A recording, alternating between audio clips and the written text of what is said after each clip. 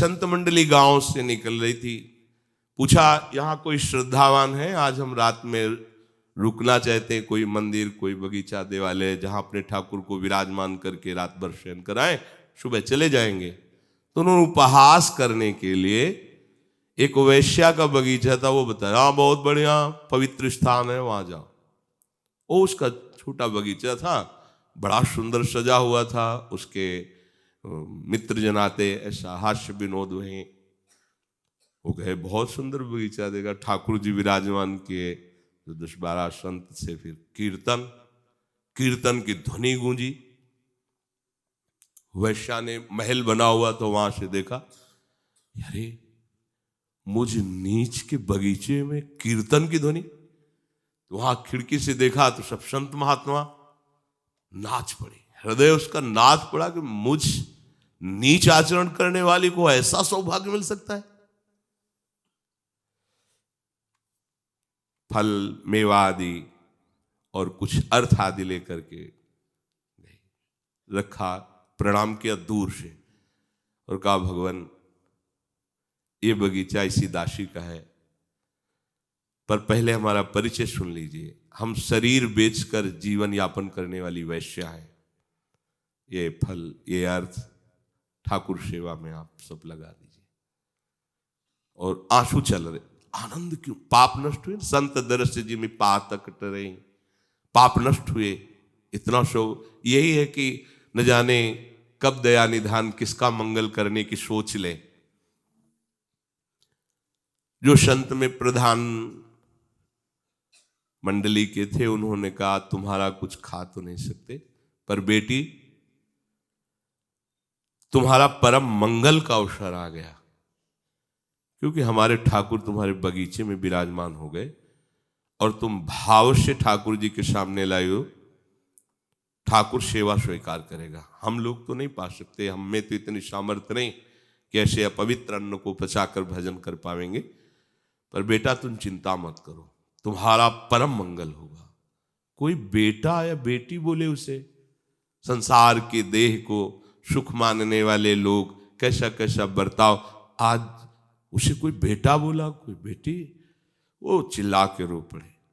अब तो कृपा पे कृपा होती जाए। बोले ये भी धन उठाओ और जो तुम्हारे पास धन है उसको बेचो और ठाकुर जी के लिए एक मुकुट बनाओ हीरो से जटित, और रंगनाथ जी को पहनाओ, ठाकुर जी को। तो उनका प्रभु वो स्वीकार करेंगे। हाँ, हम प्रार्थना करेंगे। ये देखो, हम प्रार्थना करेंगे प्रभु से भी और निज सेवकों से भी। ठाकुर जी के साक्षात भाल पर तुम्हारी ये सब संपत्ति लग जाएगी, निहाल हो जाओगी। और आज से बेटा अब ऐसा आचरण मत करना का शपथ लेती हूं।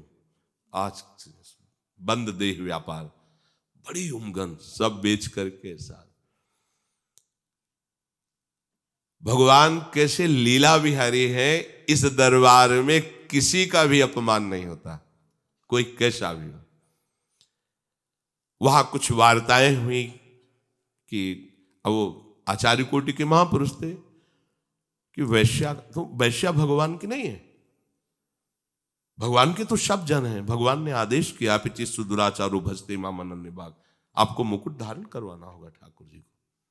वो लाएगी आप ठाकुर जी। हाँ ठीक है।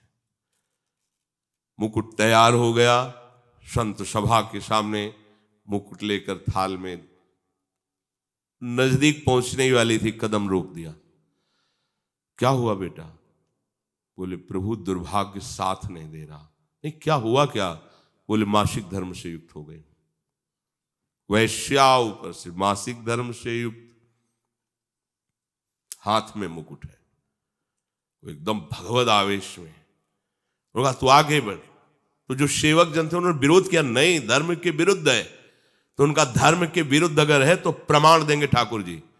अगर धर्म युक्त है तो ग्रीवा झुक जाएगी सरकार की और ये मुकुट पहनाएगी अपने हाथ से, और धर्म विरुद्ध है तो ग्रीवा नहीं झुकेगी। सब ने देखा कि श्री विग्रह की ग्रीवा झुक गई और उसने स्वयं मुकुट धारण कराया। ये ऐसा करुणा में दर्शाव सिद्धांत एक तरफ, भगवत प्रेमी महात्माओं का संकल्प एक तरफ। वहां बात वैश्या गिले, बात भगवत प्रेमी महात्मा की निश्चय की। इस दरबार का दरबारी यदि मिल गया निहाल हो जाते। तभी मात संगस्त दुर्लभ हो, भगवत प्रेमी महात्माओं का संग दुर्लभ है।